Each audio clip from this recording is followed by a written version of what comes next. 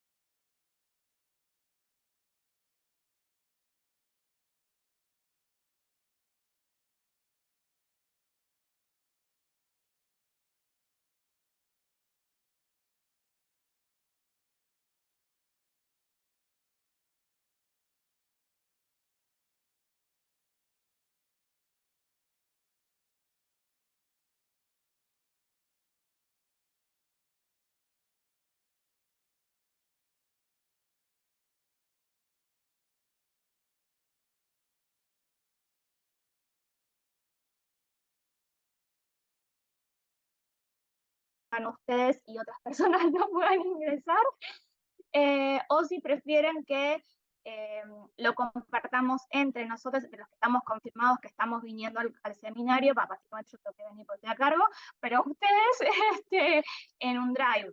Eso lo dejo para que lo piensen ustedes. La idea es que mándenmelo a mí al mail, eso seguro, pero después donde lo socializamos, charlenlo entre ustedes qué prefieren, porque a mí me gusta ser respetuosa de eso, de todas las personas que formamos parte del seminario y que elijamos la estrategia que nos haga sentir más cómodos a todos. Eh, yo, por ejemplo, les voy a dar un dato de color de por qué algunas cosas me molestan, y no es porque esté en contra de la democratización del conocimiento y la circulación de bibliografía, todo lo contrario, pero, por ejemplo, yo a veces subo ciertos materiales que están muy a tono de algo que se charló en la clase. Entonces, si entra un desconocido y ve eso, quizás anda diciendo, ah, no, circuló tal cosa o están compartiendo tal cosa y no saben en qué contexto eso fue compartido, por ejemplo, porque no forma parte del seminario. O no sé, les voy a dar un ejemplo más puntual mío, ¿no? Que me podría llegar a perjudicar, entre comillas. El texto que les compartí mío, de uno de ellos, el que está en inglés, es de una revista que no tiene acceso libre, ¿no? Yo no estoy de acuerdo en eso, pero la revista lamentablemente no tiene acceso libre. O sea, para que tuviese acceso libre yo tenía que pagar $200, que no es que no quería, pero convengamos que era un presupuesto, ¿no? Encima que mandé a traducir el texto, entonces yo le di la propiedad a la revista, por así decirlo. Entonces la revista, quienes quieren leer ese texto, tienen que pagar $30, ¿sí? Como yo soy autora, tengo un preprint que tengo a disposición, que es el que yo les compartí, pero por ejemplo, si lo estoy compartiendo a mis alumnos, si eso empieza a circular por ahí, yo de alguna manera estaría rompiendo la política que acepté de editorial con esa revista.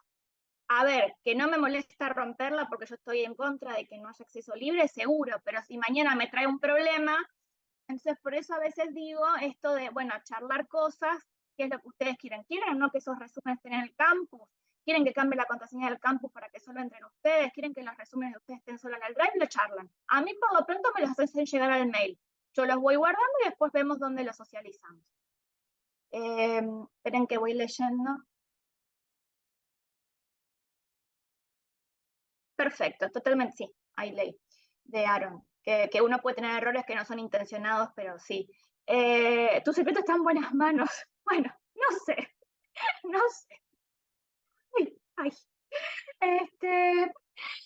Esto es como nosotras queriendo defender a Dylan. Dijimos, si tenés problemas, nosotros te defendemos.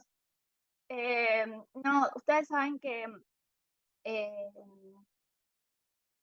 Dylan la pasó mal, chicas. O sea, ella en un momento salió en una nota del diario Clarín, no me recuerdo, que había una antropóloga kurda, no decía el nombre, pero no hay muchas opciones, vinculada con el terrorismo mapuche.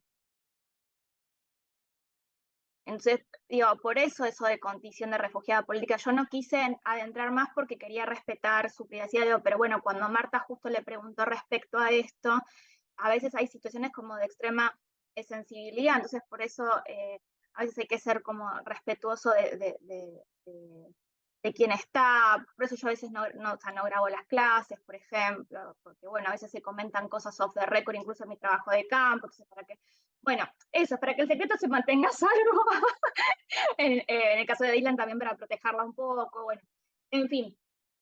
Nada, habiendo hecho todos los parroquiales y viendo que somos pocos, vamos arrancando y el que se suma, se suma. ¿Pudieron leer algo? Sí. ¿Leyeron a Gasquet y a Klengel? ¿Solo a Gasquet, solo a Klengel? ¿A les dos? A les dos. Bien, ay, qué chiquis aplicada. Ay, o sea, claro, después de la vez pasada dijeron, ahora hacemos una letra. No leí nada, tuve la no importa, nosotros te disculpamos porque vos sos el que hace los, ¿cómo se llama? Dale, Ceci, buenísimo, léete la próxima. Haces como el cuento me sale como el hadiz del profeta, ¿no? Que es la versión de los textos, así que estás disculpado por esta vez. Bueno, como les decía, esta unidad es un poco la menos antropológica, ¿no? Porque va a haber textos que son de historia, va a haber textos de gente más de letras, de gente más de artes. Es la más interdisciplinaria, si bien todo el seminario tiene una apuesta interdisciplinaria, porque no vimos hasta ahora solo antropólogas, pero bueno, la mirada antropológica estaba prevaleciendo. Arrancamos con textos un poco más históricos, así que por ahora está solo Ale de historia, así que nada, cualquier cosa me corregís porque la historia argentina no es mi especialidad, puedo cometer furcios de nombres y de fechas, pero bueno, tampoco pretendo que quienes no son de historia se vayan sabiendo todos estos nombres y todas estas interrelaciones ni fechas, sino más que nada es poder reconstruir un proceso y ver cómo eso que veníamos estudiando en la unidad 1, que era esto del orientalismo, también puede aparecer en América Latina y puede aparecer en este caso en Argentina, con sus especificidades. Entonces, un poco la idea es esto, ¿no? Tenemos a Gasquet, que es un poco como la cita obligada entre algunos de los autores que son referentes en estos temas. Tiene dos libros, que son El llamado de Oriente y Oriente al Sur, que son este y este. Estos libros, uno aborda más la cuestión de la literatura y otro más el universo cultural político, pero no centrándose exclusivamente solo en lo político. Eso es también algo que aparece en la crítica del texto, ¿no? Como de, bueno, mucha de la biografía se ocupa más de la cuestión comercial o política y pocos de lo que tiene que ver con un universo cultural literario. Otro autor que también es importante dentro de esta rama de estudios es Vergel, que lo vamos a ver en la próxima clase, pero el concepto de orientalismo periférico que aparece un poco en la obra, problematizado por Gasquet, porque lo problematiza un poquito, ya había sido acuñado con anterioridad. Había sido utilizado por Hernán Taboada en un texto que tiene, que se llama Orientalismo Periférico, de 1990 y pico, la verdad no recuerdo exacta la fecha, donde él analiza o cuenta desde una perspectiva sumamente histórica un poco los viajes que se hacen desde América Latina hacia Oriente, hacia Asia, y a la inversa, ¿no? Hacia América Latina. Dando algunos ejemplos, desde la visita de Sarmiento a Argelia en 1846, desde los viajes de Lucio Mansilla, desde Francisco Miranda, que era un político y militar venezolano. Da algunos ejemplos. Lo que tiene Hernán Taboada, que si mal no recuerdo se graduó en Historia en la UBA y después hace todo su posgrado, de donde termina trabajando, digamos, él está sentado en México. También tiene varios textos con respecto a la reconstrucción del Islam en América Latina. Y sienta las bases, digamos, de la presencia musulmana desde la época del virreinato, ¿sí? Que eso es algo que otros autores van un poco a como cuestionar, pero un poco la propuesta de Taboada tiene que ver con esto de, bueno, la conquista de América, la colonización, se da en el mismo periodo de expulsión de moros y de judíos en la península ibérica. Eran como anverso y reverso del mismo movimiento. Muchos de los que vinieron acá probablemente eran moriscos cristianizados, tal vez. Después también lo que plantea es algo que trabajan otros autores con mayor especificidad, que tiene que ver que con la instalación de las distintas colonias en América llegan esclavos provenientes, por ejemplo, de África donde el Islam ya se había expandido, entonces eran esclavos que profesaban el Islam.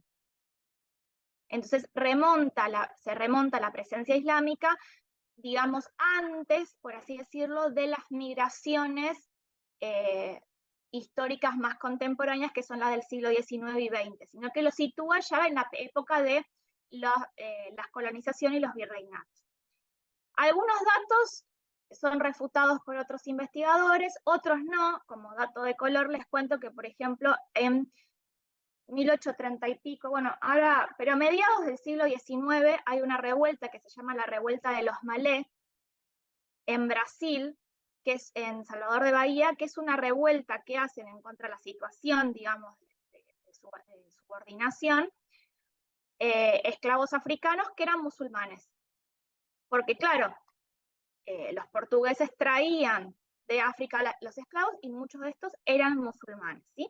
O por ejemplo, las Guyanas, ¿no? Ya yendo más al Caribe, tiene una fuerte presencia de un Islam más de tipo indo-pakistaní, por así decirlo. ¿Por qué? Porque tanto las colonias británicas, como el Imperio Británico como francés, traía población de esta región. Entonces, tienen un tipo de Islam que está que es histórico y que está lejos del Islam más árabe que podemos tener quizás, por ejemplo, en México, en Chile o en Argentina. Esto se remonta como ya a lazos, si se quiere, transatlánticos de larga duración, no solamente de lo que podría ser fines del siglo XIX, principios del XX.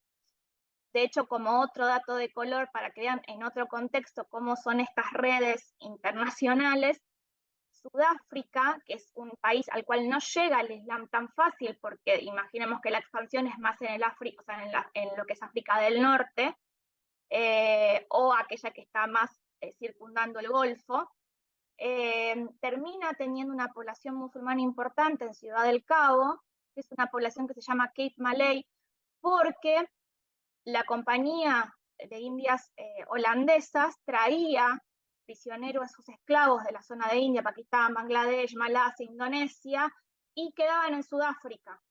Entonces empezaron ahí a generar como una población autóctona musulmana, por así decirlo, entre comillas. Todos estos datos históricos que vienen a cuento es lo que lleva un poco a algunos autores a pensar que hay relaciones entre América y Asia más allá de la triangulación del corset eurocéntrico, o sea, más allá de Europa. O sea, dejar de pensar las relaciones de colonización Europa, Asia, o Europa Oriente, Europa, América Latina, sino ver qué tipo de vínculos históricos de larga y de corta duración han existido entre estas periferias o incluso entre las colonias de las metrópolis. Y es así como Taboada plantea este concepto de orientalismo periférico. ¿Por qué? Porque justamente es en estas periferias, digamos, no es un orientalismo producido en la metrópolis, ¿sí? En los corazones de los imperios, en Francia, en Inglaterra, etc., sino que es una forma de apropiación y resignificación de ese orientalismo europeo, en este caso en América Latina, ¿sí? Y esto es un poco lo que va a retomar, complejizándolo y problematizándolo, Gasquet. Lo que planteaba Taboada también es esto de que quienes hacían los viajes, ya sea Sarmiento, Mansilla, etcétera, o incluso los viajes de larga, más antiquísimos, quizás utilizaban Oriente más como una cuestión de fascinación, como un repertorio imaginario, y no había una descripción política o económica muy detallada o muy profunda. Cosa que sí va a empezar a revertirse o a modificarse, y es algo que analiza Gasquet ya a partir del siglo XIX. ¿no? En el siglo XIX, fines del siglo XIX, ya empieza a haber otro tipo de orientalismo periférico. Gasquet es licenciado en Sociología, acá de la UBA, y hace su posgrado en Letras en París. Y como les digo, trabaja específicamente la cuestión más del universo cultural y literario. En el texto que yo les di para compartir hay uno cortito que es como que él cuenta más la cuestión metodológica, ¿no? Y hay uno que es parte del libro. Él excluye lo que tiene que ver con Revista Sur y Borges porque dice que merecen como toda una investigación aparte, y de hecho Revista Sur aparece un poco más en este texto que es el de Klengel, donde ahí sí se menciona Revista Sur, que la vamos a volver a ver en las próximas clases. No sé si incluso Rodri y Leila van a mencionar algo o no, porque me dijeron que capaz mencionaban algo también de Victoria Ocampo. Pero bueno, ¿qué es lo que plantea Gasquet? En el texto que tenemos se centra principalmente hasta mediados del siglo XX, ¿no? Y sobre todo se centra en las primeras décadas del siglo XX. Y hace una serie de periodizaciones que está buena para tener en cuenta para ver estos cambios, pero además hay una apuesta teórica o conceptual de su parte, ¿no? Por un lado, esto que les decía antes, él plantea salir del corsé eurocéntrico de pensar solamente el orientalismo europeo, de pensar solamente la relación Europa-América Latina, Europa-Oriente, sino pensar qué tipo de relaciones pudieron existir históricas entre Oriente y América Latina. Por un lado esto. Por otro lado, empieza a darnos como una serie de apreciaciones. Yo a lo mejor salto de la introducción a la conclusión o mezclo los dos textos, pero bueno, la idea, como saben, siempre es reponer en la mayor totalidad posible la propuesta del autor. Él retoma a un pensador británico pakistaní, que es Sardar, diciendo esto que, bueno, que ya habíamos visto con Said, ¿no? Que el orientalismo existe, es una realidad, pero es una realidad que a su vez es una ficción. O sea, existe como tal este acervo de producciones, de representaciones, pero que es una ficción, que está lejos de ser efectivamente lo que ocurre en ese Oriente, ¿no? Y lo que dice es que es en algún punto insalvable la diferencia que hay, es imposible trazar un itinerario en ese mapa entre ese orientalismo y Oriente, ¿no? Hay una distancia insalvable entre esa ficción y la realidad, entendiendo que orientalismo es una realidad, pero cuya construcción es ficcional, ¿no?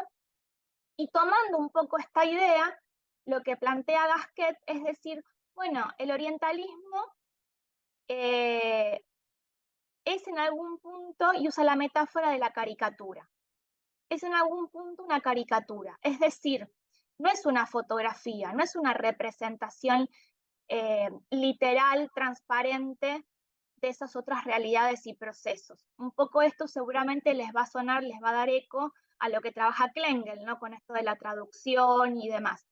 Es una caricatura, exagera, distorsiona, embellece, digamos, eso es el orientalismo, es caricaturesco, no es una fotografía.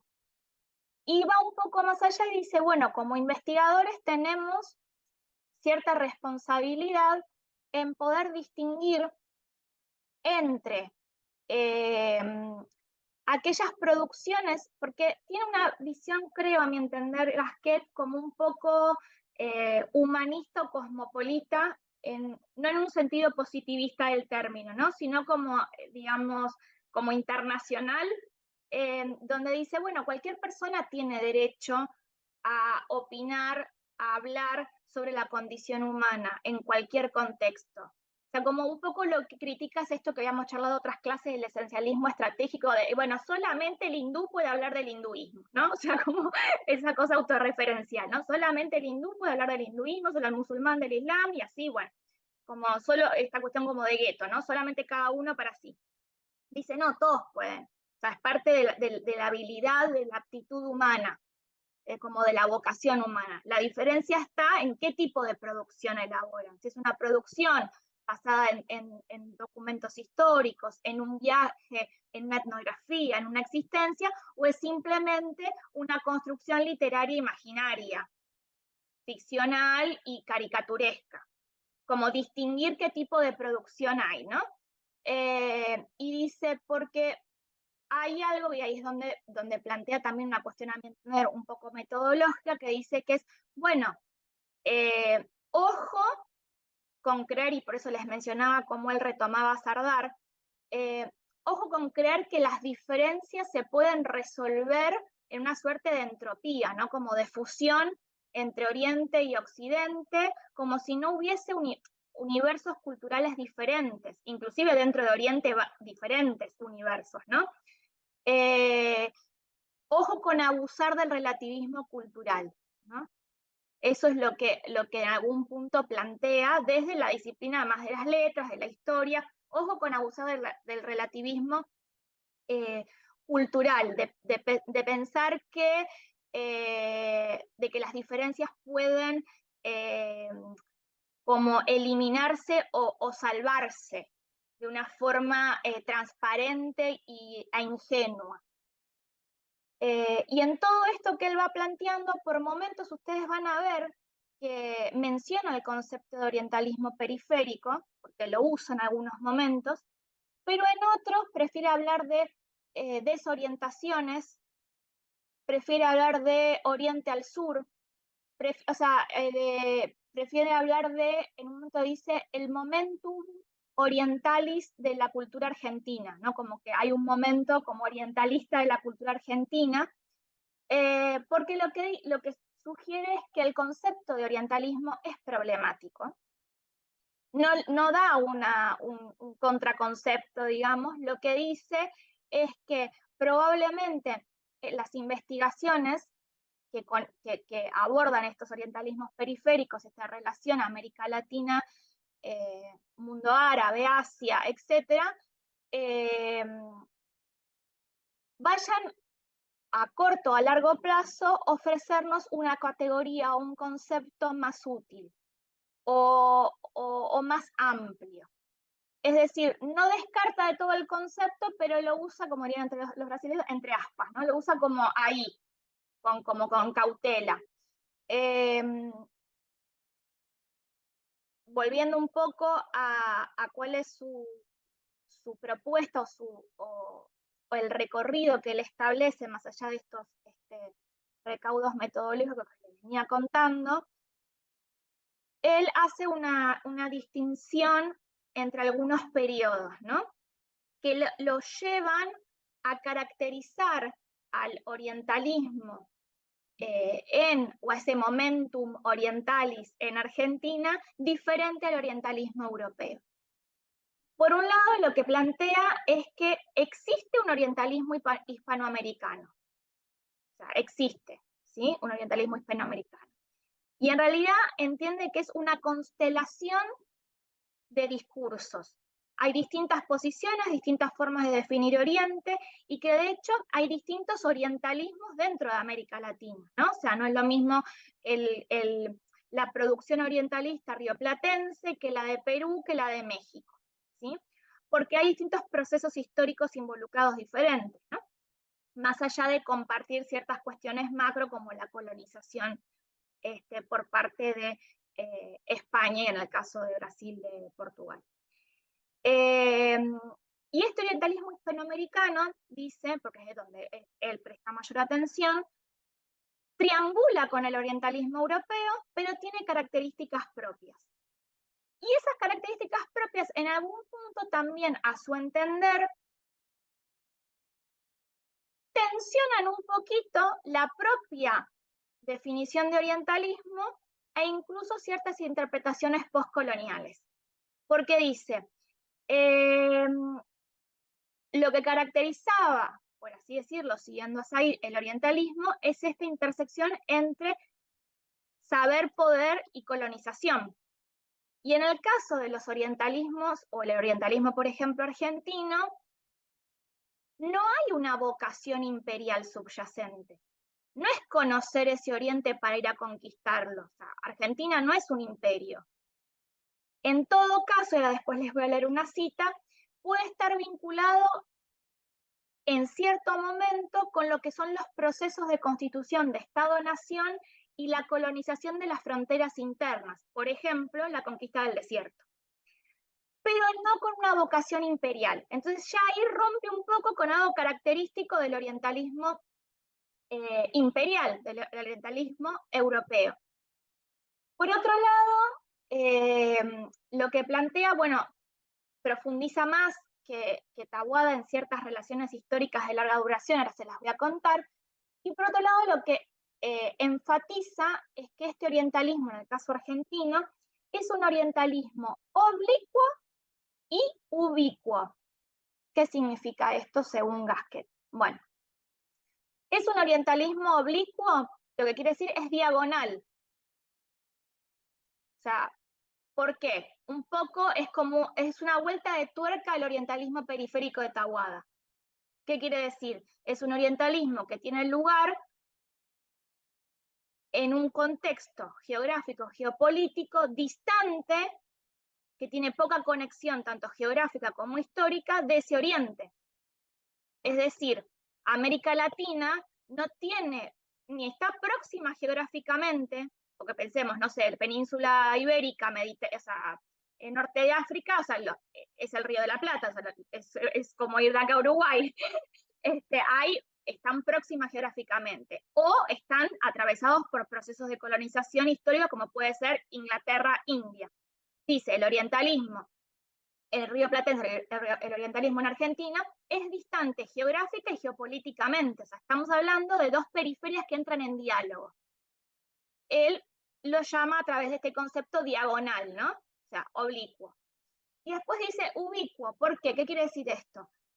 Que ha sido tal el impacto y se puede encontrar en distintos tipos de discursos y producciones, tanto ya sea en producciones de eruditos o referentes políticos argentinos, desde publicaciones literarias, desde traducciones de obras, desde las propias producciones o sea, los órganos de difusión y prensa de las propias comunidades migrantes, porque tuvimos migración árabe, migración coreana, migración china, migración japonesa.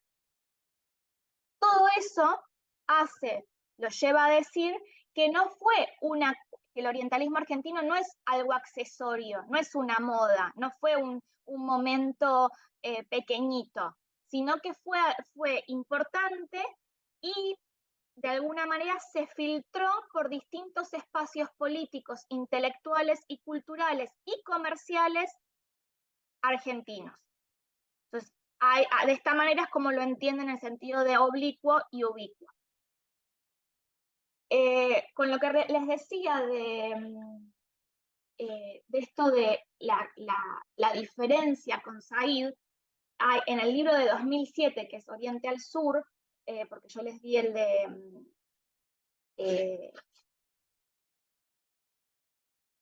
la historia cultural del llamado Oriente, perdón, el despertar de Oriente, en Oriente al Sur, que es del 2007, es el anterior al de 2015, él dice lo siguiente: la principal objeción de Said al orientalismo occidental es que éste se constituye en la intersección entre conocimiento y poder.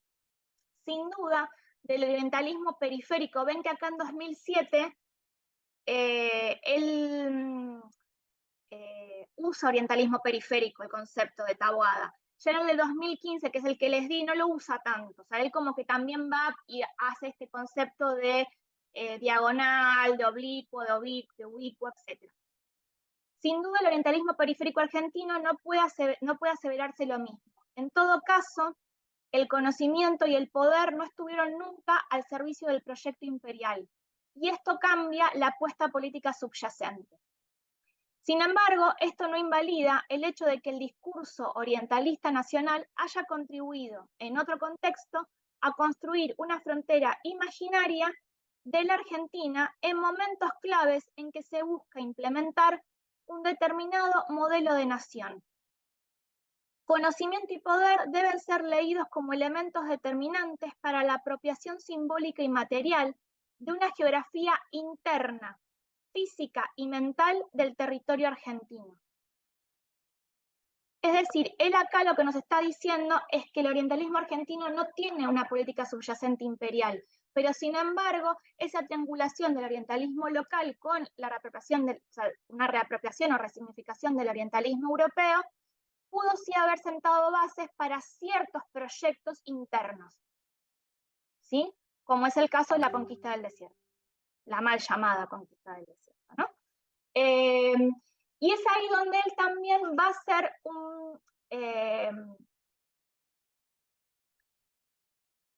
no un punto de inflexión, pero sí un cambio en esta propuesta de cartografiar. Él dice: intento cartografiar el orientalismo intelectual argentino, y en esta constelación de discursos, porque él plantea esto de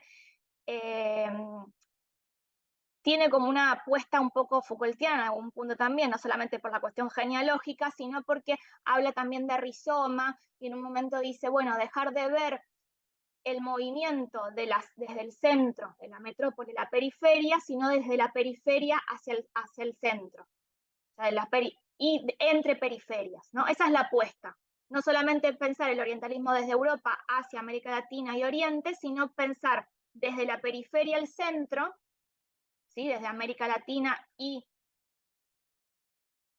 bueno, alguien se está matando, y Oriente hacia, hacia el centro, sino entre periferias. Es decir, no ver el orientalismo de una forma unidireccional, sino, si se quiere, como rizomática y multipolar, con múltiples centros de poder.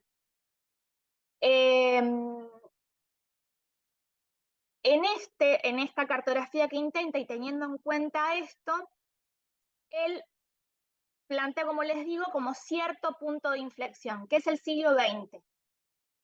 ¿Por qué? Porque previamente va a reconocer ciertos momentos o ciertas incursiones orientalistas, pero que sí están triangulando con el orientalismo europeo de una forma más, si se quiere, directa. Directa en el sentido de reproducción, como que reproducen un poco más ese orientalismo europeo, ¿sí? Él, cuando menciona los lazos hacia y América Latina, porque esto también es una salvedad que no había dicho, cuando él trabaja el tema de orientalismo, no lo circunscribe como Said al mundo árabe. O sea, él incluye también África, incluye también lo que sería Extremo Oriente, etc. Y cuando da datos de estas historias de larga duración de viajes, ya sea comerciales, filantrópicos, etcétera, también sitúa algunos datos de color interesantes, como por ejemplo, cosa que yo no recordaba, no sé si ustedes sí, que lo que era el Virreinato de México establece un puerto directo entre Acapulco y Manila, en Filipinas. Entonces, durante varios siglos hubo un contacto directo comercial entre Acapulco y Manila, ¿no? Por ejemplo. Y esto no solamente tiene que ver con algo comercial del imperio, entonces, estando de la colonia española, que estando, digamos, teniendo un puerto comercial en Filipinas, podía de alguna manera centralizar o intentar centralizar el comercio con Japón y China, sino que además estaba estableciendo una relación directa con México, ¿no? Ahí había algo directo, no había como intermediario, era Acapulco, Manila. Y él da el ejemplo que esto se termina materializando, por ejemplo, en el momento en que de hecho ese puerto se cierra, esa ruta comercial se cierra, que es para el siglo XIX, para 1816, aprox se cierra esa ruta comercial. Sin embargo, surge una obra literaria, por así decirlo, de Joaquín Fernández, que se llamaba El Periquillo Sarmiento, el Periquillo Sarmiento, me corrigen cualquier cosa la gente de historia, que tiene varios tomos, y uno de ellos ocurre, supuestamente el suceso, en Manila. O sea que ya había como estos diálogos transatlánticos, por así decirlo, de larga duración. Esto lo menciona Gasquet, menciona, por ejemplo, el hecho de que con eliminar la esclavitud, no sé, en el caso de Perú, es cuando llega el aluvión de migración, por ejemplo, proveniente de Asia, ¿no? De Japón, de China. Lo mismo que podemos pensar, hablando que la semana pasada hablamos de diáspora, pensar cómo en el siglo, con esta idea de constituir el Estado-Nación, llega, por ejemplo, la diáspora árabe a Argentina, ¿no? Bueno, son procesos históricos.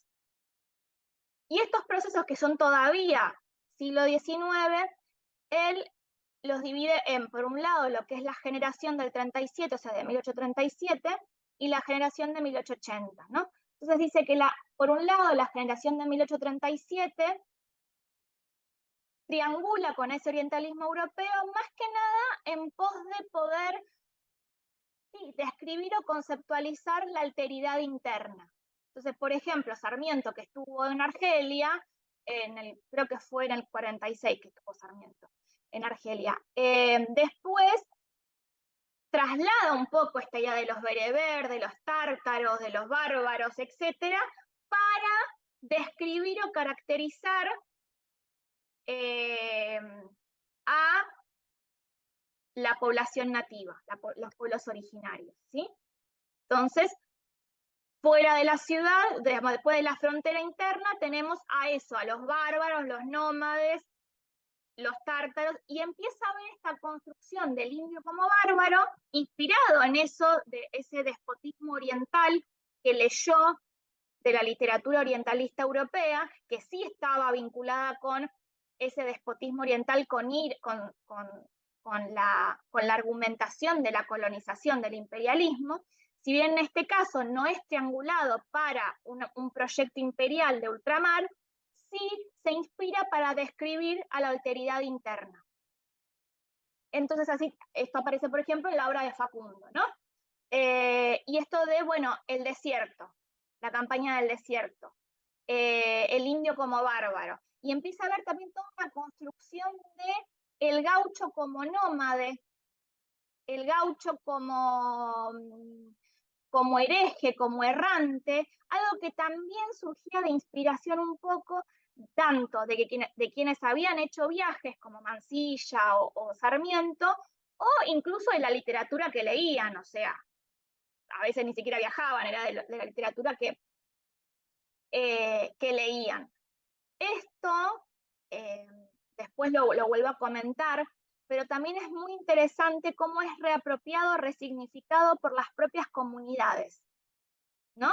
Quiero decir, por ejemplo, que hay una visión negativa, ¿no? Esto de, bueno, el desierto, los bárbaros, el gaucho nómada, errante, hereje, y que aparecen distintas producciones costumbristas o criollas locales, o incluso esta figura en Echeverría de la cautiva, ¿no? Pero que después va a ser resignificado por las propias comunidades. Por ejemplo, la comunidad árabe en Argentina va a resignificar la figura del gaucho y van a hablar de los orígenes musulmanes del gaucho. O sea, ya no va a ser algo negativo como el bárbaro, el errante, sino esto de el gaucho musulmán, ¿no?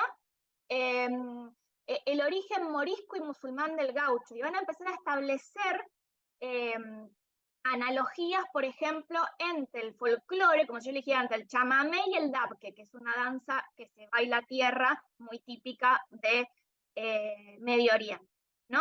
O esto de la vida beduina, o el hecho de que los sirios aceptasen tan bien el mate, da cuenta de los orígenes. O sea, ese tipo de resignificación. Hay un momento en que de repente la construcción de...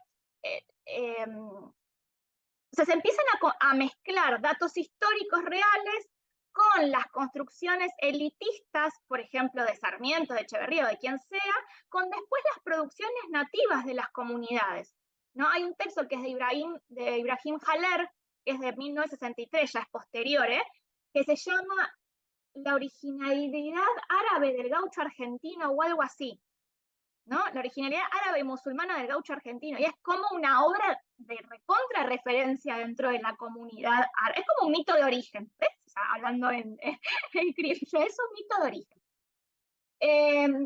Bueno, les decía, volviendo a Gasquet, estas élites locales en algún momento toman la literatura orientalista europea o incluso sus propios viajes como para pensar las fronteras internas y describir esa alteridad que quieren domesticar en la constitución de estos estados-nación, ¿sí? Porque estamos hablando ya procesos de independencia. Después dice que en la generación del 80, de 1880, empieza a haber cierto interés ya más político en el mundo de Oriente. O sea, la élite local empieza a interesarse un poco más en la cuestión política, ya no tanto para idealizar o describir la pampa, el gaucho, el bárbaro, etcétera, o así diciendo los malos adjetivos que utilizaban, sino pensando cuestiones políticas. Y es ahí cuando ya Gasquet empieza a notar alguna diferencia. Por ejemplo, que no todos empiezan a ver Oriente ya desde una visión negativa, como se veía antes esto del despotismo oriental, el caudillo, el cacique, como esa misma analogía, sino ahora empezar a ver en Oriente otras alternativas y otros proyectos de civilización, modernización, etc. Y ahí, por ejemplo, cita a Eduardo Wilde, quien encontraba en el modelo japonés una vía alternativa de modernización, a la cual consideraba positiva y valorable. Entonces, en esa generación del 80 empieza a pensarse ya cuestiones más políticas vinculadas a Oriente. Y no todos esos discursos eran negativos, o sea, es decir, tenían esa descripción quizás más propia del orientalismo europeo, sino que empieza a haber distintas posiciones, algunas de ellas, como les digo, esto, valorizando el proceso de modernización japonés. Ahora bien, el punto de inflexión, como les decía, se da con el en el siglo XX. Y ahí da varios datos de por qué es un punto de inflexión. Y es donde de repente Oriente se convierte en un acervo intelectual, cultural, imaginario, simbólico, estético, político, en este caso para Argentina, absolutamente positivo, prácticamente, salvo algunas excepciones que él trabaja en el texto, y que de hecho esas excepciones funcionan como esto, como la excepción a la regla, diciendo que fue tan importante este orientalismo que les decía antes, diagonal y ubicuo, es decir, que se filtró por tantos espacios sociales, que llevó a constituirse un movimiento antiorientalista católico nacional en 1920 para oponerse a toda esa fascinación local por Oriente, ¿sí? o sea, fue tal la importancia que generó un movimiento contrario, ¿no? Bueno, ¿cuáles son estos datos que él toma en cuenta? Por un lado, el hecho de encontrar en Oriente fuentes de inspiración, sí, culturales, intelectuales, dentro de un público que ya estaba alfabetizado y letrado. Entonces, en ciertos sectores que ya eran ávidos lectores y con la gran cantidad de publicaciones de distinta índole que tuvo el auge, ¿no?, de la publicación que tuvo Argentina a partir de este periodo, empieza a resultarle interesante a este público conocer sobre esos otros lugares, ¿no? Y este mismo periodo coincide con una serie de traducciones al castellano de obras emblemáticas del pensamiento oriental. Digo, el pensamiento oriental se entiende, ¿no? Entre comillas, ustedes saben que lo estoy diciendo así como para englobar y no estamos esencializando ni homogeneizando. Pero bueno, ¿cómo qué? Bueno, aparece una traducción del Bhagavad Gita, que es como básico de lo que es la cosmología hindú, ya en 1893, en Argentina. Una traducción al castellano que hace un tal anónimo que se llamaba Lotus, era su seudónimo, y se llega a esta traducción a través de la Sociedad Rama, que era la filial argentina de la Sociedad Teosófica, fundada por Blavatsky en Nueva York en 1875. Es decir, en Argentina ya tenemos una traducción al castellano del Bhagavad Gita a través de lo que era la filial de la Sociedad Teosófica fundada en Nueva York por Blavatsky, por Madame Blavatsky, en 1875. O sea, estos son los nexos. O sea, ¿no?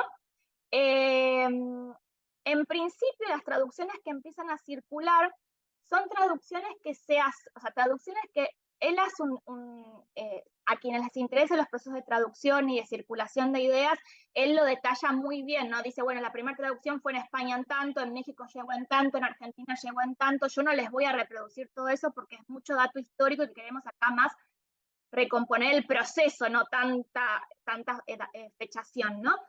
Pero lo que sí quiero aclarar es que algunas de las traducciones que empiezan a circular a principios del siglo XX, en realidad son traducciones al castellano que llegan ya sea de México o de España, o traducciones que se hacen locales, no del idioma original, sino de la traducción inglesa o francesa de esa obra. Es decir, llega la traducción al castellano de Las Mil y Una Noches, pero llega la traducción al castellano de la obra de Richard Burton, pongámosle, o sea, de la compilación que hace Richard Burton del inglés. Entonces, la traducción de Las Mil y Una Noches en inglés se traduce al castellano y esa es la que llega a Argentina. O sea, que todo un proceso de circulación y de mediatización ahí tremendo. De hecho, parece que durante un tiempo circuló circuló en castellano la traducción de Las Mil y Una Noches de Antoine Galland, que era la que se hizo en el siglo XVIII, 1700 y pico, y después llega la de Richard Burton, que es la que se hace a fines del siglo XIX. Y hay una primera traducción local, que es de 1914, 1916, no les quiero mentir, ahora lo busco, que es la que hacen Carlos Mucio Sáenz Peña con Joaquín B. González. Y este Carlos Mucio Sáenz Peña, tan inspirado, perdón, él no traduce Las Mil Noches, traduce las cuartetas de Omar Khayyam. Ahora les cuento, no importa. Lo que les quería decir es que inspirado en la traducción de Las Mil Noches, Carlos Mucio Sáenz Peña hace ya en esto, 1920, pongámosle, 1916, 1920, escribe una obra ficcional que se llama Las Veladas de Ramadán, que tiene imágenes de Gregorio López Naguil. a quien vamos a ver en una de las próximas clases, que es quien tiene toda una producción artística de obras, de ilustraciones, inspiradas sobre todo en el arte japonés, pero en este caso ilustra las veladas de Ramadán. O sea, localmente se produce una obra ficcional inspirada en las Mil y una Noches, por un argentino, y con Ramadán, ¿no? Que es la festividad más importante, una de las más importantes de los musulmanes. De hecho, esperen que les voy a mostrar. A ver si lo ven. ¿Lo ven? ¿No se ve? No ¿Sí? se ve solo la carpeta. No están viendo la imagen. Ahora la vuelvo a abrir. Estamos siempre con lo mismo. Esperen, que les quiero mostrar una de las ilustraciones. Sí, la voy a tratar de aumentar lo máximo que pueda. Banquen a la señora poco tecnológica, ¿eh? Ahora sí lo tienen que ver. Ven que hay como una cabeza de mujer y como una especie de señor medio musulmán ahí, medio beduino, medio con turbante. Y esta es de 1922, ¿no? Está por Museo Sáenz Peña, y la silografía, que es la imagen, es de Gregorio López Naguil. Esto está en la hemeroteca de la Biblioteca Nacional. Ahí que tenemos a Aaron en la del Congreso, no sé, deberías buscar qué hay. Bueno, entonces, por ejemplo, se produce ese tipo de obras ya locales. Además de las traducciones, empieza a haber este tipo de producción local, ¿no? Bueno, como les digo, empiezan a circular las traducciones al castellano de Las Mil y una Noches. Se traduce, este hombre, Carlos Mucio Sáenz Peña, con Joaquín B. González, traducen las cuartetas, las rubayat de Omar Khayyam. Omar Khayyam es un poeta persa del siglo XII. Las rubayat eso, son cuartetas, son poemas que tienen 4 versos, el primero, el segundo y el cuarto tienen que rimar entre sí y el tercero es libre. O sea que rubayat hay de distintos autores, Rumi también tiene rubayat, digamos, o sea, distintos autores. Bueno, se traduce y también se empieza a circular. Como les había mencionado anteriormente, estaba circulando la traducción del Bagdavita. Llega Tagore, que había recibido el premio Nobel de Literatura por El jardinero fiel, llega invitado por Victoria Ocampo a la Argentina, hasta 2 meses. ¿Qué otra cosa? Por ejemplo, bueno, ahí sí ya empieza a haber a partir ya del 20 empieza a haber un trabajo muy interesante de las propias comunidades diaspóricas, inmigrantes, en procesos de traducción directa, ya no mediatizada, es decir, bueno, la traducción desde el inglés o desde el francés, sino directamente desde el árabe. Por ejemplo, José Gurayev empieza a traducir directamente desde el árabe. Él era cordobés y estaba en la Universidad de Tucumán, obviamente de ascendencia árabe, comienza a traducir directo desde el árabe. ¿Quién más? Bueno, de hecho, dentro de la comunidad musulmana es muy conocida la figura de Omar Abud, que hace una traducción comentada directa desde el árabe al castellano del Corán, y es como referencia para muchos. Esto ya es más en la década del 50, les diría, ¿no? Pero lo que señala un poco Basquet es eso, estos múltiples procesos que tienen que ver con desde leer literatura, ¿no? Producción orientalista europea, desde que empiecen a circular las traducciones al castellano de obras emblemáticas de la literatura o del pensamiento oriental, y desde que las comunidades locales empiecen a tejer ellos las propias, sean ellos actores mediadores, al empezar a producir propias obras o a traducir directo desde esos idiomas orientales, digamos, ¿no? Ya sea el árabe, etc. El otro punto es obviamente esto que ya les anticipé con el tema de la teosofía, ¿no? Es decir, empieza a haber un gran interés por intelectuales y políticos argentinos, ya sea José Ingenieros, Alfredo Palacios, por la doctrina teosófica, ¿no? Y esto de proponer que, bueno, la ciencia tiene un límite para conocer las cosas y que hay verdades que se develan desde otro lugar, y que el compromiso social no está separado de esto de la persecución del alma bella, ¿no? De mejorar, de perfeccionar, o de un trabajo sobre el alma, ¿no? Es interesante porque esto se da con varios personajes. Uno de ellos, yo creo que ya se los mencioné en otra clase, es Salvadora Medina Honrubia. Salvadora Medina Honrubia es anarcofeminista, ¿no? De hecho, iba a visitar a la cárcel a quien cometió el atentado contra Ramón Falcón, esa Salvadora. Se casa con Botana, que era como de mayor posición, es durante un tiempo directora del diario Crítica, y sin embargo estaba muy interesada por toda esta cuestión de lo místico y la teosofía y demás. Yo les dejé un enlace en el campus a un documental de Canal Encuentro de Salvadora, pero les recomiendo, porque creo que está por internet, yo lo vi el estreno en el Gomón, pero hay como un documental medio ficcionalizado que hace más énfasis en toda esta cuestión del misticismo, que se llama Salvadora, que es de 2017, que hizo, si mal no recuerdo, es Diana Rosenfeld, que es su nieta, o algo así, es familiar de ella. Así que búsquenlo si quieren verlo. Pero les voy a leer un fragmentito, ya que estoy yéndome por las ramas como siempre, y hay un montón que están desaparecidos en acción porque hoy es historia y ya no es divertido. Pero les voy a leer un fragmento de un poema del 18 de Salvadora, ¿no? Te vuelvo a decir, anarcofeminista, o sea, como para que vean el tipo de heterogeneidad, que es algo que todo el tiempo enfatiza Gasquet.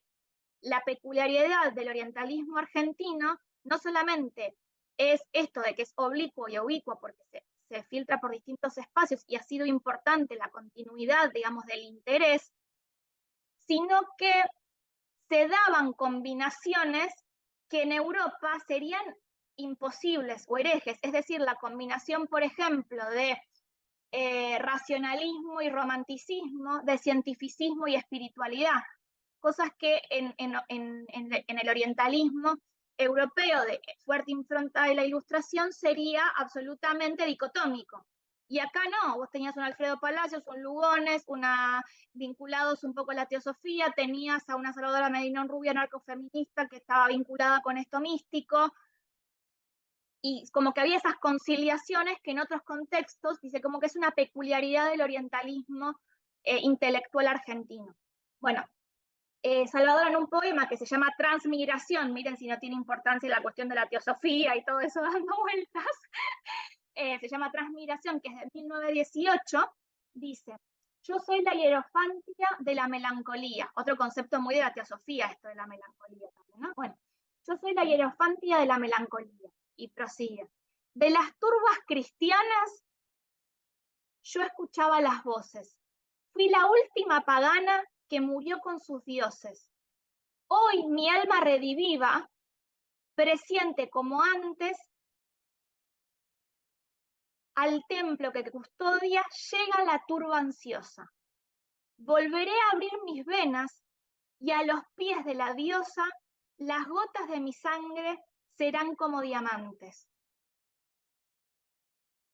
La señora narcofeminista, diciendo que se va a abrir las venas, su sangre como diamantes para la diosa.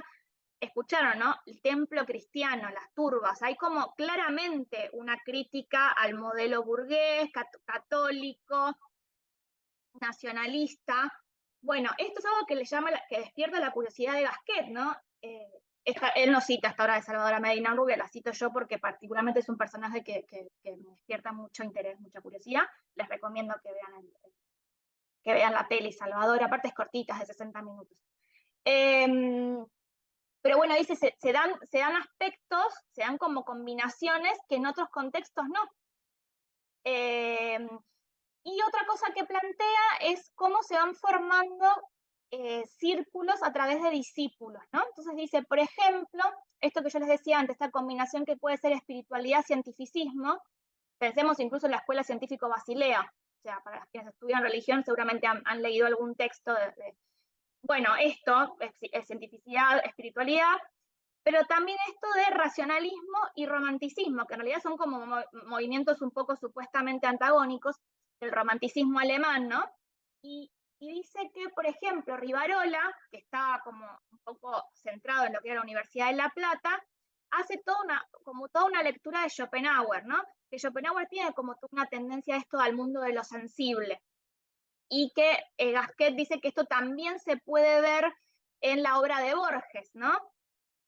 No solamente el interés de Borges por el mundo persa, que lo sabemos y en un montón de poemas aparece, sino como también este romanticismo más como de corte de Schopenhauer. De hecho, el papá de Borges participó de una de las traducciones parciales, no sé si de las Rubaiyat de Omar Khayyam, antes de la de Carlos Mucio Sáenz. O sea que ya el padre de Borges había empezado a traducir algo, pero puedo estar equivocada, no recordar muy bien. Así que no me hagan caso, pero lo tiré por las dudas. Qué sé yo, no estaba segura, pero lo tiré por las dudas. No, bueno, pero para que ustedes lo chequeen, la idea es que también si yo cometo errores, ustedes digan, no, May, busqué lo que dijiste, era cualquiera. Bueno, así también nos corregimos. Me fui por las ramas de vuelta, ¿no? No, esto, Rivarola, Rodolfo Rivarola, esperen que vuelvo. Universidad de La Plata, tiene como unas lecturas de Schopenhauer, entonces, claro, no viene como de esa filosofía más racionalista, tecnocientificista. Y tiene a su discípulo, que es Alejandro Korn, y Alejandro Korn tiene a su discípulo, que es Vicente Fatone. ¿Y por qué los traigo a cuenta? Dirán, ¿qué nos interesará toda esta historia de la intelectualidad argentina? Pues en algún momento todo tiene que ver con todo, ya van a ver. Pero nada, Vicente Fatone es un personaje que está muy como olvidado y es bastante relevante porque es un señor que en la UBA, en un momento, intentó instaurar e institucionalizar un seminario, una cátedra, incluso si podía un instituto y no lo logró, de filosofías y religiones orientales. Muchos de nosotros estaríamos contentos si eso se hubiese conseguido. ¿Ven por qué lo digo? Entonces, había ahí como un linaje, ¿no? O sea, Rivarola, que venía leyendo más el romanticismo alemán, interesado más por el misticismo, el panteísmo, no sé qué, forma Korn forma a Fatone, y Fatone, Vicente Fatone, tenía interés en todo lo que era el hinduismo y el budismo. E intenta crear esto en la UBA. No prosperó, como vemos, no tenemos el instituto, o sea, pero bueno. Esto también lo vamos a ver, y por eso digo, todo tiene que ver con todo, lo vamos a ver cuando ya más en las últimas unidades hablemos de budismo y de sufismo. Por ejemplo, cómo hay estos momentos, o sea, historiadores del sufismo, que es la corriente mística del Islam, como Mark Sedgwick, cuando analizan la historia del sufismo en Occidente, pero también particularmente en América Latina, también establecen oleadas, ¿no? Y una de las primeras oleadas de interés por el sufismo es justamente este orientalismo literario. O sea, esto que está trabajando Gasquet, este historiador del sufismo, lo plantea como el primer interés por el sufismo es a través como de esto, de lo literario, de que habían llegado, se tradujeron las obras de Omar Khayyam, de Rumi, llegó las 1001 noches, ¿sí? Y después empieza a haber otros procesos, entre ellos, por ejemplo, la llegada, o sea, el vínculo entre la teosofía y el movimiento de los Inayat Khan, que eran unos hermanos de la India que hacen como una especie de versión de sufismo para Occidente. Y esto aparentemente no está, como que no hay documento histórico que lo asevere, pero algunos personajes cosmopolitas que viajaban a Brasil y a Buenos Aires supuestamente un poco difundieron esta idea. Y estamos hablando del principio del siglo XX. Bueno, otra de las oleadas que establece este autor ya es más en la década del 50, que coincide un poco con esto, por ejemplo, de Fatone y de querer crear una cátedra, y también con Astivera, que es un personaje un poco polémico, que introduce un poco las ideas de Gurdjieff y de René Guénon. que están vinculadas con todo esto del misticismo, el eneagrama, y ustedes dirán, ¿qué tendrá que ver? Pues bueno, chiquis, si alguno de ustedes se pone a estudiar sufismo en Argentina, van a ver que las ideas del eneagrama de Gurdjieff y las cositas de René Guénon circulan. Y de hecho hay reinterpretaciones sufis de Gurdjieff. O sea que ya, y esto estamos hablando de 1950, y después son oleadas que ya son propias de los contextos más transnacionales, es decir, la llegada de migrantes, por ejemplo, senegaleses que traen su tarica, o el hecho de la expansión de taricas transnacionales como la Naqshbandía y Yerabajía, que ya son periodos más del 80 al 90. Pero en la genealogía, los primeros pasos están vinculados con lo que Gasquet llama este momentus orientalis de la cultura argentina, por ejemplo. Entonces, como hay procesos de larga y corta duración, ¿no? Por así decirlo. Bueno, otro elemento importante, ya les dije varios, ¿no? Les dije la circulación de obras, la traducción local, la circulación de traducciones, el impacto de la teosofía. Les iba a decir algo que fue con un dato de color me pareció interesante, que es que no solamente el Bagdavita, sino que parece que en una revista que se llamaba La Nota, la Nota es de Mirla Arlan. Bueno, no me acuerdo en qué revista, no importa. Pero un señor, vamos a decir todo, no importa. Una revista y un señor. Lo importante viene acá. Una revista, un señor, ¿bien? No, hasta ahora vengo bastante bien con los nombres y las fechas. La historiadora, dígame que sí. Bueno, una revista y un señor no traduce, porque no había traducción todavía al castellano, en ese entonces había traducción al francés y al italiano desde el sánscrito, pero él se pone a hablar del Ramayana, que es esta epopeya, este mito, la poesía mítica del siglo III a.C. de la India, que sigue la búsqueda de Rama, que es el séptimo avatar de Shiva, buscando a Sita, que es la séptima avatar de Lakshmi, propio de la cosmogonía hindú. Ustedes dirán, ¿qué tendrá que ver? Bueno, un señor en el siglo XX, en una revista argentina, empieza a hablar maravillas de esta epopeya, la compara con la Odisea de Homero, diciendo que en realidad esta todavía era mucho mejor, porque en la de Homero era una especie de humano creyéndose un semidios invencible, y en realidad la de la India era una epopeya que mostraba la complejidad entre el bien y el mal y la fragilidad y vulnerabilidad humana. Es decir, empieza a haber una idea que está dando vuelta de inspiración en el hinduismo, en el budismo, el hecho de que Tagore venga acá, imitado por Ocampo, etc., de que ya la tradición judeo-cristiana estaba limitada, ¿no? Y que estaban buscando inspiración en la filosofía hindú y en la filosofía y en el budismo. Y esto viene ya, para ir cerrando, con el otro elemento que retoma Gasquet dentro de estos que son como el punto de inflexión del siglo XX, y que es justamente la Primera Guerra Mundial. La Primera Guerra Mundial genera no solamente una transformación geopolítica, sino además produce como una desazón entre las élites intelectuales. Empieza a haber un descreimiento del modelo occidental, ¿no? Entonces ya no solo era los que tenían cierto interés en la cuestión espiritual, porque creían que, bueno, la ciencia no llegaba a develar todo, pero no pensaban una oposición ciencia-mundo espiritual, sino que eran posibles, digamos, de develar distintos misterios utilizando conocimientos esotéricos y conocimientos científicos. No eran oposición, eran parte de esto, y aparte de creer también en esto de la libre creencia, ¿no? Y de la confluencia de creencias, en el panteísmo, algo muy contrario a lo que podría ser el modelo de Estado-Nación argentino católico. O sea, hay también una crítica al modelo local, ¿no? Del Estado-Nación católico. Y esto se recrudece ¿con qué?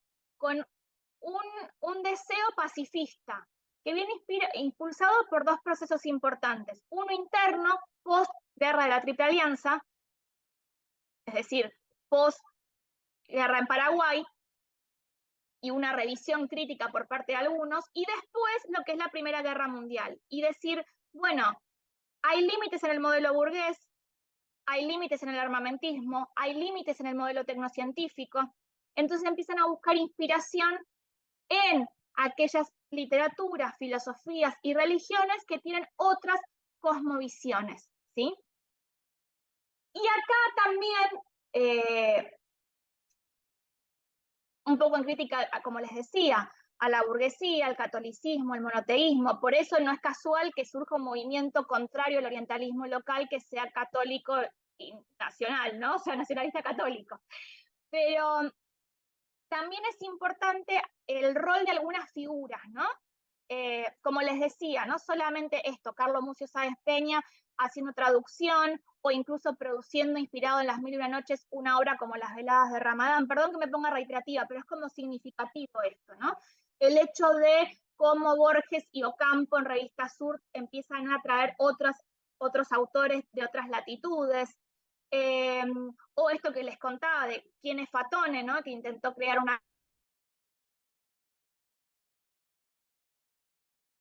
y que estaba leyendo el romanticismo alemán, sino el rol, como les decía antes, de personajes dentro de las propias comunidades migrantes y diaspóricas, ¿no? Y uno de ellos, que es el que cita en el texto Gasquet, pero hay varios, es por ejemplo el Emir Arslan. Y es un personaje más que paradójico y significativo, ¿no? El Emir Arslan es un diplomático que está en Argentina.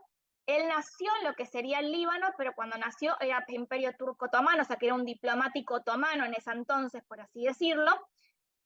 Nacido en el Líbano, en lo que hoy sería el Líbano, pero que además era druso. Es decir, esto que para algunos es Islam y para otros no, que es el drusismo tiene una vertiente que se caracteriza un poco por esconder las prácticas rituales, por ser bastante endogámico y por cierto sincretismo entre cristianismo, islam, etc. El Emir Arslan tuvo un rol fundamental dentro y fuera de la comunidad musulmana y comunidad árabe. ¿Por qué? Porque, por ejemplo, fundó una revista que era La Nota, donde publicaban desde Lugones hasta Alfonsina Storni. Escribía para caras y caretas. Conocía esos territorios porque además era diplomático y además se encargó de producir él mismo obras como por ejemplo Los Misterios de Oriente, Los Árabes, obras en las que, en castellano, que se leían localmente, en las que se vanagloriaba y se presentaba como el esplendoroso mundo árabe. Entonces ya no era solo la élite argentina buscando inspiración en el Oriente, sino que aquellos personajes provenientes de Oriente que por la diáspora estaban en América Latina, en este caso en Argentina, producían en castellano obras de circulación que acercaban al público local a esos autores o a esos mundos lejanos, ¿no? Desde visiones obviamente muy romantizadas, ¿no? Además, no voy a dejar de decir eso. Yo les dejé en el campus, no encontré digitalizado los árabes ni ninguno de esos, pero sí encontré una obra de él que está en la Hemeroteca de la Biblioteca Nacional, que está disponible digital, se las dejé por si quieren ver, porque tiene grabados y demás, que es un texto que escribe, porque él escribía de todo, desde literatura hasta cuestiones políticas, que era una especie de manifiesto a favor de la revuelta siria contra el mandato francés. Se los dejé si lo quieren pispear, aunque sea el documento para verlo, está en el campus de la clase de hoy. Esperen que no me quiero perder de nada porque les dije muchos nombres, les di muchas cosas. ¿Sabés que yo intento anoche y no me salió el formulario? ¿Sabés que yo intento anoche y no me salía el formulario de la Biblia? Pero no, te lo paso por acá. Si lo carga, esperen.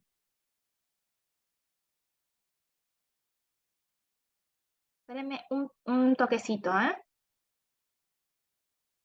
Si te lo carga, ya te lo paso para que les interese. El de Arslan no te cargaba, ¿no? Sí, ese era. Perfecto.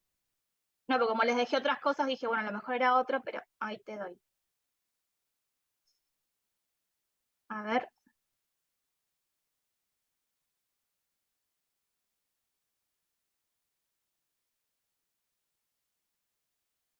Es un toque pesado, pero bueno.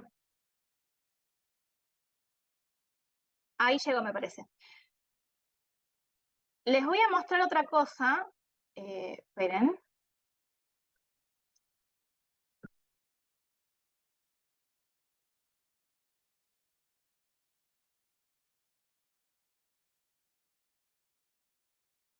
Esto les voy a mostrar. ¿Lo están viendo? ¿Sí? Bueno, también les dejé un enlace, una nota, creo que de página 12 de La Nación, donde cuenta un poco la historia. Esto se llama el Palacio Árabe. Fue creado en 1902. Lamentablemente fue destruido en 1940. O sea, esto estaba en Buenos Aires, en Mitre y Suipacha. Bueno, era un sanatorio para hombres, que tenía dentro como un hamam, una especie de baño turco, sauna, etcétera, pero toda la construcción arquitectónica estaba inspirada en lo que podría ser un hammam o una mezquita, depende, del mundo árabe. Y esto estaba construido a principios del siglo XX en Mitre y Suipacha, o sea, pleno centro de Buenos Aires. Fue destruido en el 40. Yo les dejé un enlace en el campus para una nota para que puedan leerlo eh, y verlo. Y también les dejé una, una nota que es absolutamente contemporánea, pero para que vean cómo se pueden trazar estas genealogías de orientalismo y neorientalismo, ¿no? Y esto que les contaba, desde Sarmiento, Alberti hablando del gaucho y de los bárbaros, y la propia comunidad reivindicando su presencia antiquísima en el continente, haciendo hincapié de que los gauchos en realidad son como el Dapke y el bereber del mundo, el bereber nómade, que hay un pueblo en Buenos Aires, en la provincia de Buenos Aires, que se llama La Angelita, que es un pueblo compuesto solamente por árabes. Son todos sirios, musulmanes, son todos alawitas. Lo gracioso, yo les dejé la nota, es que la nota se titula, es una nota contemporánea, no sé, de 2018, 2020, se titula Los gauchos musulmanes. O sea, en realidad es una comunidad, pocos habitantes, que son descendientes de Siria, son todos argentinos, que viven en el pueblo de Angelita y se titula Los gauchos musulmanes. O sea, hay como estos imaginarios se van como resignificando constantemente a favor o en contra. Y algo. Esto, esperen, lo tendría que haber digitalizado, pero no lo hice, porque soy yo sola para todo, chicas, no puedo. Esperen. Esto que tengo acá impreso es el órgano de difusión, es como diario, un paper que saca, se llama La Voz del Islam, antes tenía otro nombre, que saca el Centro Islámico de la República Argentina. Si uno va al Centro Islámico, incluso puede agarrarlos, pues gratuito, ¿no? Bueno, La Voz del Islam, y no solamente son cuestiones religiosas, sino que como hay algunos historiadores o lo que sea, que son parte de la comunidad, historiadores, politólogos, etcétera, escriben, ¿no? Y este es de 2000, este es el anuario de 2006. Pero en el anuario de 2006, tampoco hace tanto, no sé si lo van a ver, pero seguimos con el morisco a caballo y el gaucho. Por las dudas, no van a hacer cosas, ¿eh? O sea, no quedó en el texto de Ibrahim Haller que les dije del 63. No, seguimos con el morisco a caballo en La Pampa. Trabajo inédito, dice. Cita Martín Fierro, obvio, porque tienen que hacer un link entre el bereber y el Martín Fierro. Y además la cita de autoridad en Wikipedia. Porque cita cuál es el término árabe para el bereber, el beduino, y la cita de autoridad es es Wikipedia. Bueno, nada, eso era para mostrar, y es larguísimo el trabajo, o sea, y no para. Bueno, les voy a decir algunas cosas que no me quiero olvidar que hay en el campus, ¿sí? Porque tienen que ver con esto, antes de hacer un break y volver con Klengel. Les dejé, esperen que tengo que hacer mi ayuda memoria, porque hoy dije muchos datos históricos y muchos nombres, estoy como un poco abombada. No, les dejé un enlace a una entrevista de Axel Gasquet, ¿sí? Del autor de los libros, que está en castellano, obviamente. Les dejé un videíto sobre Revista Sur. Les dejé un enlace al documental de Canal Encuentro de Salvadora Medina Onrubia, aunque les recomiendo que también vean la peli Salvador. Les dejé el enlace al artículo sobre este baño árabe que les acabo de mostrar. Les dejé el enlace a esto de los gauchos musulmanes de la Angelita. Y les dejé una disertación, el enlace a una conferencia, una disertación que da, bueno, ahí está, se me fue para Sumer, porque conozco a los dos. Hay problemas entre los hermanos. De Hammurabi Nufuri. Hammurabi Nufuri es el director de la Maestría de Diversidad Cultural de la UNTREF, que tiene una especialización en estudios árabes judíos, y una disertación que da sobre orientalismo argentino. También les dejé el enlace a esa conferencia, a esa disertación en el campus. Y antes, después de ir a Klengel, les quiero comentar algo, que es lo siguiente. Ella escribe en inglés, pero a quienes les interesa este tipo de cuestiones, les recomiendo mucho esto. Se llama Argentina in the Global Middle East, pero pueden encontrar artículos de Lily Per Balofet. Es un libro que acá no se consigue, yo lo tengo afortunadamente por la autora, porque es una compañera a quien quiero mucho, que es de Estados Unidos. Ella habla castellano, obviamente, y algo de árabe también, esa gente que es prodigiosa. Y tiene un trabajo histórico muy, muy interesante, porque hizo trabajo de archivo con las publicaciones de la comunidad árabe en Argentina, y a partir de ahí rastrear los vínculos entre la diáspora árabe del siglo XX, del principio del siglo XX, y las redes filantrópicas y las instituciones que establecieron en Argentina, ¿no? Y cosas interesantes que aparecen en su texto en referencia a esto que les contaba, por ejemplo, de la figura de Mir Arslan, es que ella, por ejemplo, cuenta de Oriente Film.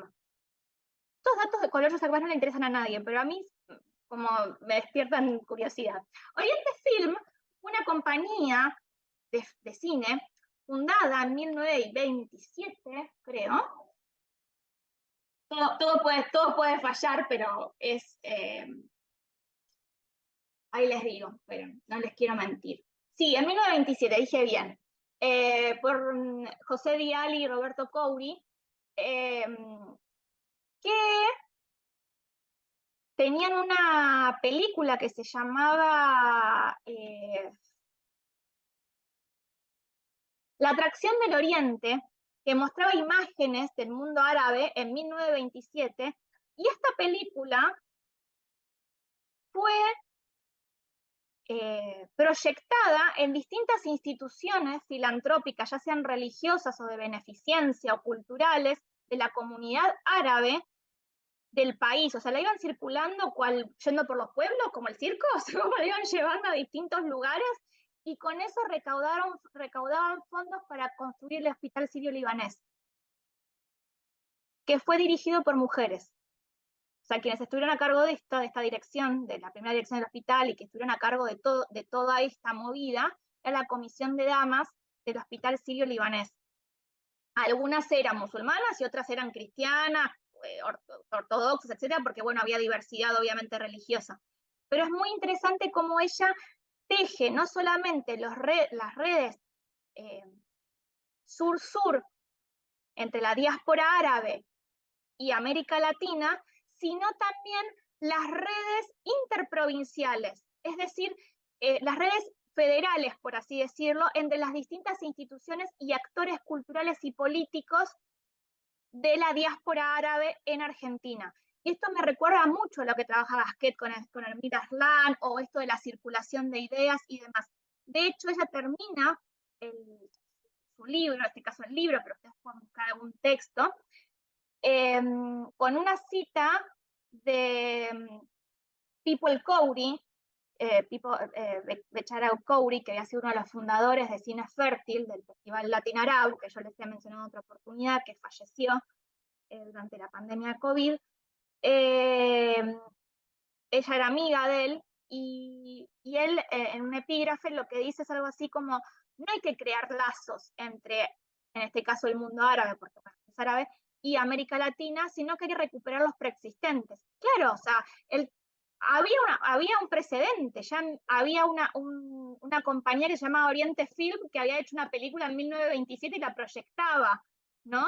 Y bueno, lo que decía era como recuperar eso, ¿no? O recuperar que actores locales tradujeron el Corán directo desde el árabe, y otros tradujeron La razón de mi vida de Evita al árabe para llevarla a Egipto. O sea, estos procesos de circulación y traducción también son importantes, no solamente en las élites locales, intelectuales, o Campo, Borges, sino entre los propios actores de las comunidades, ¿no? En este caso, Elmira Aslan, Ibrahim Haller, como les dije, Gurayev, etcétera, ¿no? Se llama Lili.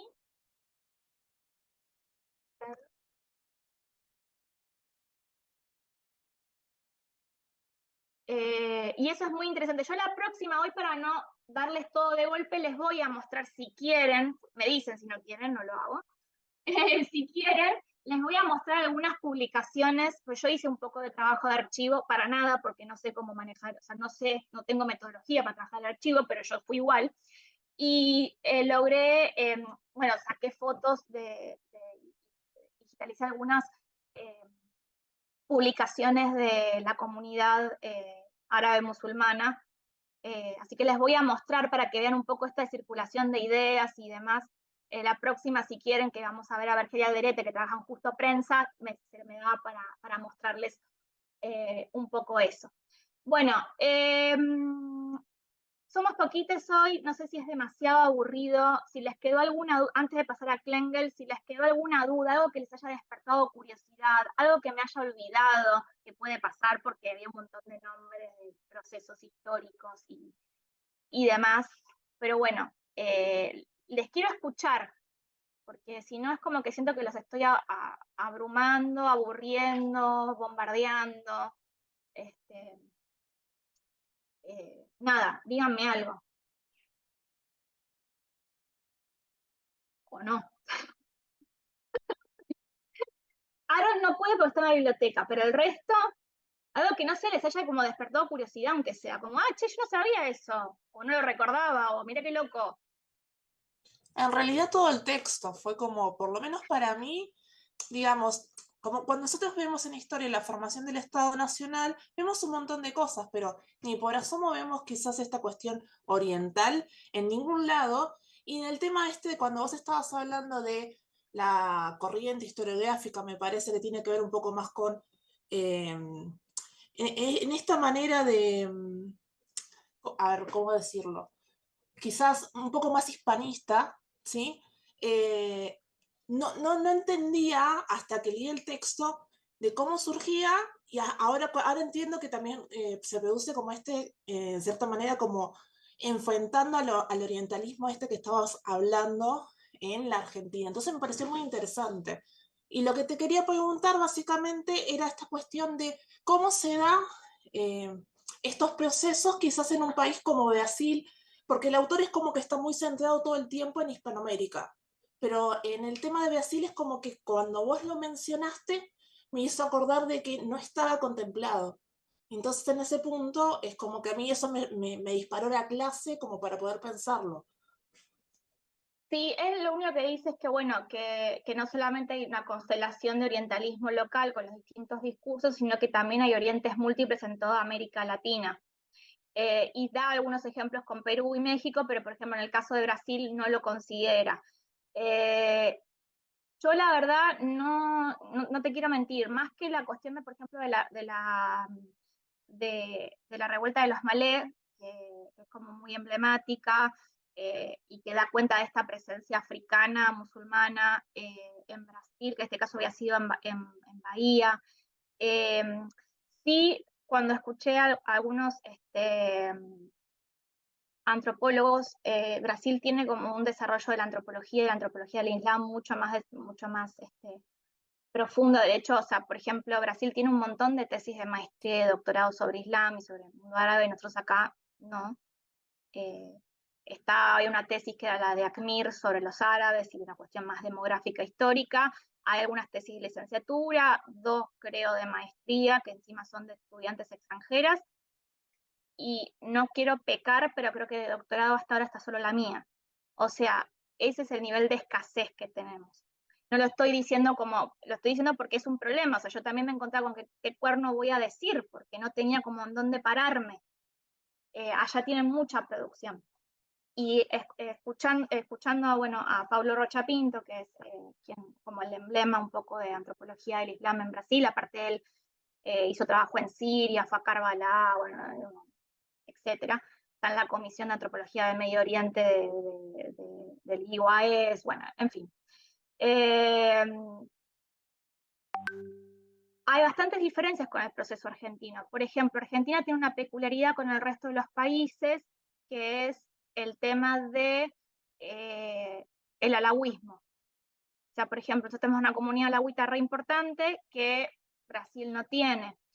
Y de hecho parece que, no recuerdo exacto el nombre del autor, pero hubo la traducción de una obra que, por ejemplo, acá no llegó, que fue como bastante controvertida y creo que hasta el propio autor fue asesinado en Brasil. O sea, como los procesos fueron como diferentes y también esto de que muchos hacen como un esencialismo estratégico a partir de esta cuestión de la existencia de musulmanes afro, ¿no?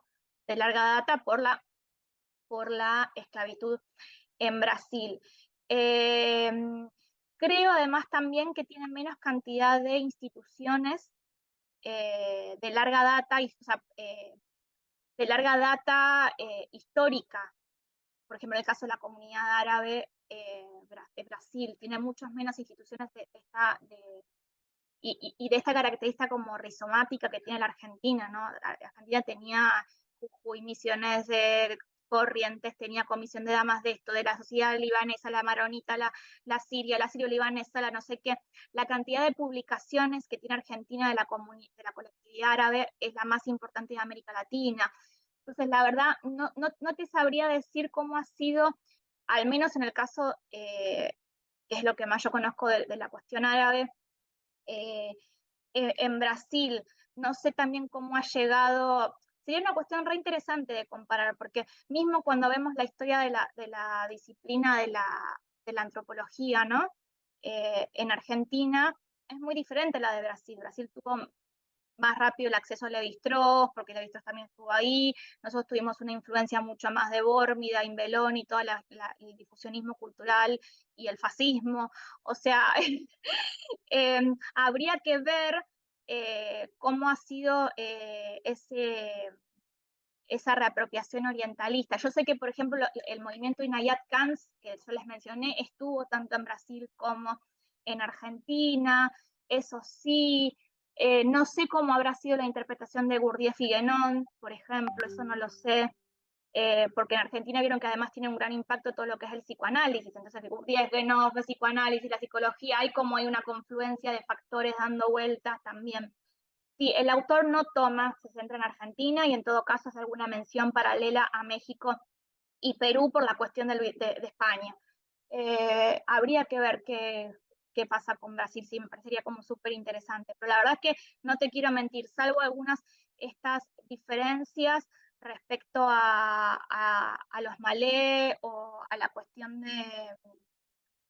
de las publicaciones y las instituciones históricas árabes locales, otra cosa no te sabría decir, no sé. Habría Genial, que ¿no? buscar, sería interesante, sí. Aparte estuvo bueno esto que me decís, anoté un par de cosas como para seguir buscando, así que gracias. Bueno, chiquis, antes de hacer un pequeño break, alguien que ya sea, no leíste el texto y estás en la biblioteca, vos te excluyo, hoy estás perdonado. Pero Valen, Ceci, alguien, Ana, Mariano, Malena, Fernanda, aunque no estén en la cocina, estén bailando reggaetón, algo que les haya quedado, el nuevo tema de Casu, la Joaquí, qué sé yo. ¿No? No bailan eso, no sé qué bailan, ¿no? Bueno, bastante que les estoy diciendo caso y la Joaquín, ¿qué quieren? ¿Más moderna no puedo ser, che? Estoy re actualizada. Ay, la verdad no me aprovechan. No sé si, evidentemente no me están escuchando porque si no algo dirían, no, la Joaquín no la escucha, aunque sea dirían algo. Mira Abdul, el que baila, no sé, chiquis, bueno. No, de verdad, Ceci, Valen, algo que les haya quedado. Obviamente que no pretendo que se sepan todo esto, pero sí está bueno, nos ayuda como a contextualizar algunas cosas que pensamos que son recontra recientes cuando trabajamos, al menos los que trabajamos religión, como, esto es de ahora, y como es el interés de ahora por la astrología, y capaz ya hace 100 años que la gente se estuvo interesando un poco por esto, hay como vaivenes, ¿no? Pero digo, estamos en Mercurio retrógrado, de hecho, hasta el 15, quizás ya venía de larga,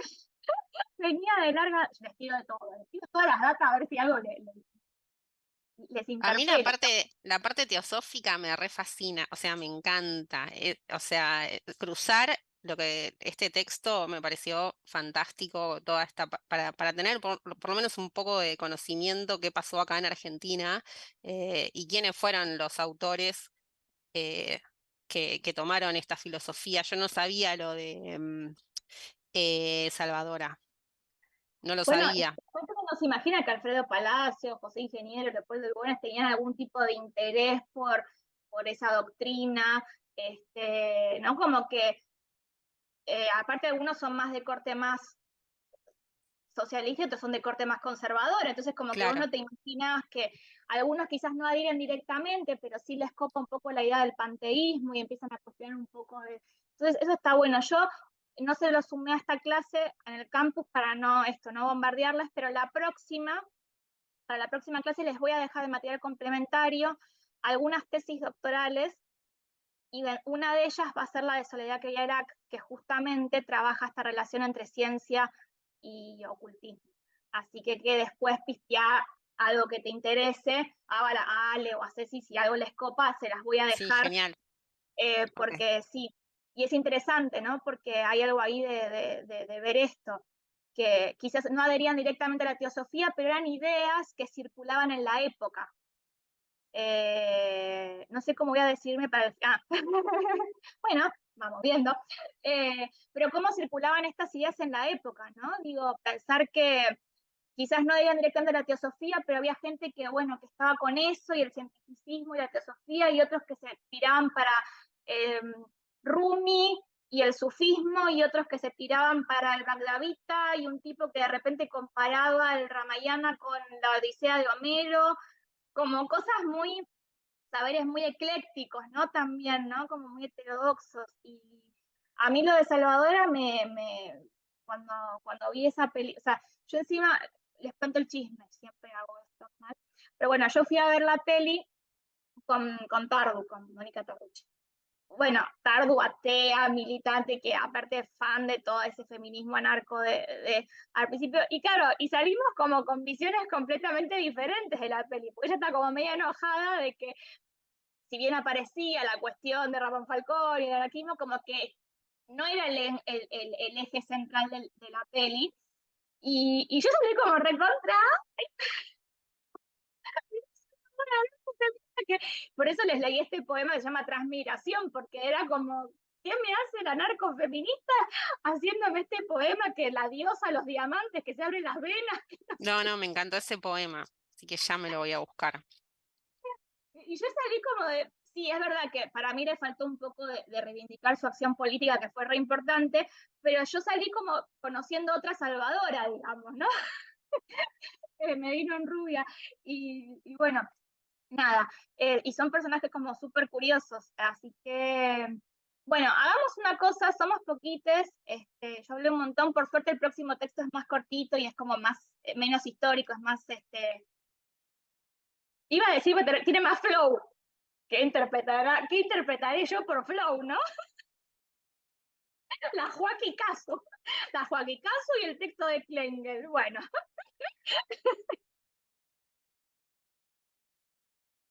No vayan a decir que yo no le pongo humor a la clase, ¿eh? No me vayan a decir lo contrario. Pueden decir que me equivoco en todo lo que digo, pero que le pongo onda, le pongo onda. Bueno, nos vemos, son -10. ¿Quieren nos vemos y 10? Tenemos 20 minutos. ¿Les parece, como siempre? Bueno, perfecto. Nos vemos en un ratito entonces, chiquis.